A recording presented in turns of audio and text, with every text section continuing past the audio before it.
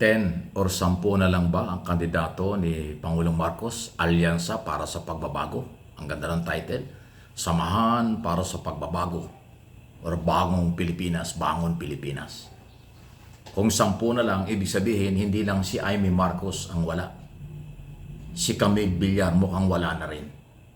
Ito ay matapos nga ang controversial na ang mga Villar iniimbestigahan na tungkol dun sa prime water. Dahil ang complainant ay mga governor at mga consumer. Pero hindi nagustuhan ng mga Villar yung pag-iimbestiga ng Malacanang. Aba. At dahil dyan, lumamig din sa mga speech ni Pangulong Marcos ng Alyansa para sa Pagbabago rally ni hindi na nababanggit ang mga Villar. So, kaya nagtatanong lang tayo. Wala mang opisyal na statement ang Malacanang o ang campaign manager kung ilan talaga sila. Pero ngayon lumalabas na ilang araw na lang, 5 days na lang natin ang kampanya. Wala na si Cynthia Villar or si Camille Villar o ang mga Villar. Dahil nga ho sa nakabukuhan doon sa prime water na nagsusupply ng tubig na pag-aari ng kailang pamilya. And doon sa Bulacan, nag-rally daw po sabi ni Camille Villar, gusto ba nyo ng bahay? Gusto ba nyo ng murang pabahay o libreng bahay? Ang sigaw daw ng mga tao, tubig! Water! Ang aming kailangan. Kasi ang Bulacan, especially sa San Jose del Monte, Bulacan, ang nagsusupply dyan ay prime water. Palpak nga yung supply.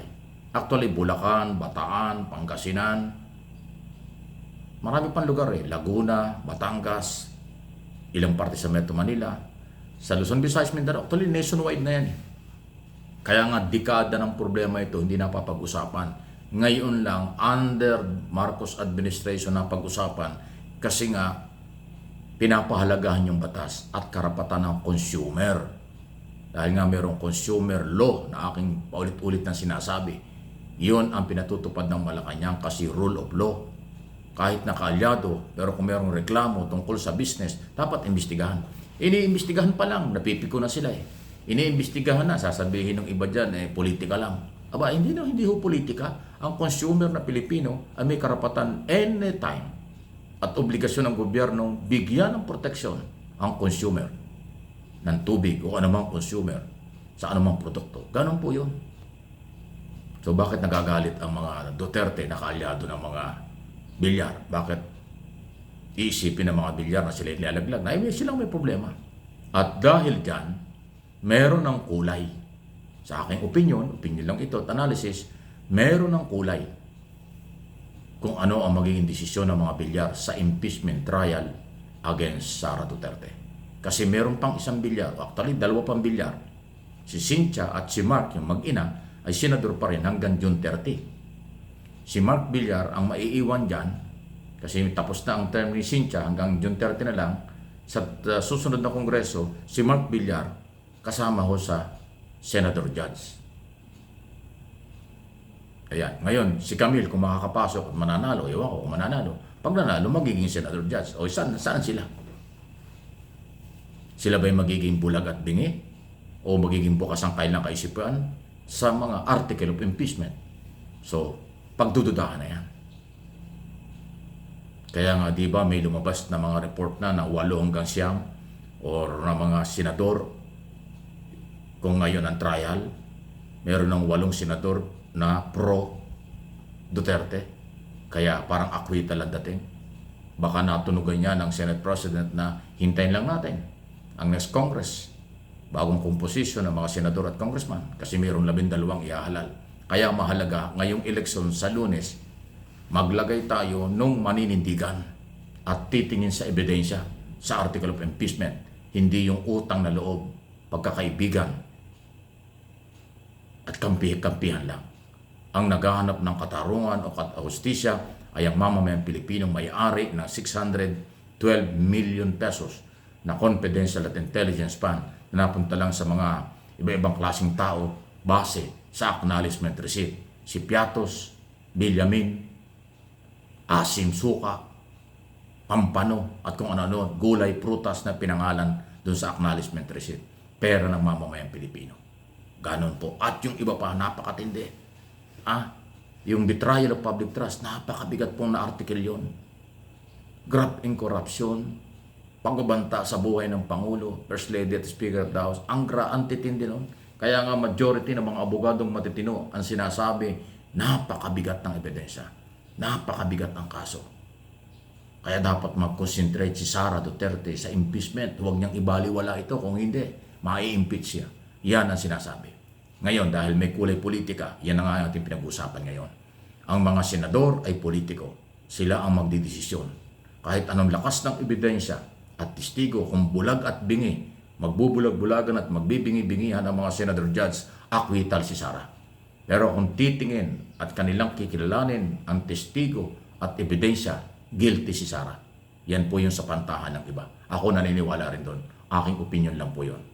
Kaya hintayin natin ang trial. Pero bago mag-trial, ngayon sa Lunes mag-ieleksyon, maglagay tayo ng mga senador na mga bago, maninindigan, pabor sa ebidensya, maninindigan, pabor sa mga Pilipino, maninindigan, pabor sa mga article of impeachment na paglabag at maaaring pang-aabuso ng kinasuhan at itatrial. Kaya mahalaga, huwag nating ibaliwala. Maglagay tayo ng kahit na hindi gaanong kilala pero may paninindigan. Kahit na hindi kilalang gaanong politiko pero maninindigan sa tama. Yan ang kailangan natin. Huwag yung kakampi lang. Huwag yung magtatanggol ng isang pamilya hindi nakatingin sa kapakanan ng majority ng Pilipino. Ganon po yan. Okay? Any comment, reaksyon, malaya po kayo. Huwag kayong makulitan pero kukulitin ko kayo dahil ayaw kong magsisi kayo ng 6 na taon. Ako, hindi ako makapag-rekomenda kung sino. Pero si Abalos daw, isa talaga yan. May katapatan yan sa kay Pangulong Marcos. Abogado yan. May paninindigan yan. Si Abalos. Okay? Abogado. At yung iba pang kandidato, si Ping Lacson, isa rin yan. Okay? Yung iba ho dyan, nakakaduda talaga eh. Si Erwin Tulfo, pwede rin yan. Si Manny Pacquiao, sabi nila ay mahina, pero dahil naging senador na, baka magbabago na.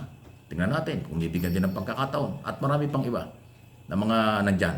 At kumuha kayo doon sa mga kandidato na mga independent candidate na galing sa ibang mga political party na merong kakayanan. Yun lang po ang tip natin.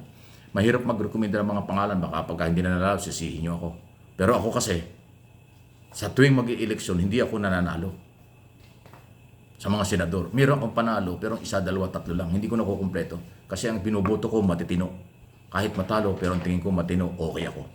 Kaysa sa naman ang iboboto ko ay mananalo, pero pagsisihan ko. Hindi kasi ako nakikigaya-gaya lang. Aking sinusuri, pinag-aaralan kung sino ang mga kandidatong mayroong paninindigan, may kakayanan, pwedeng asahan. Ayaw ko nung umpisa pa lang ay pagsisisihan. Please like and share ang video.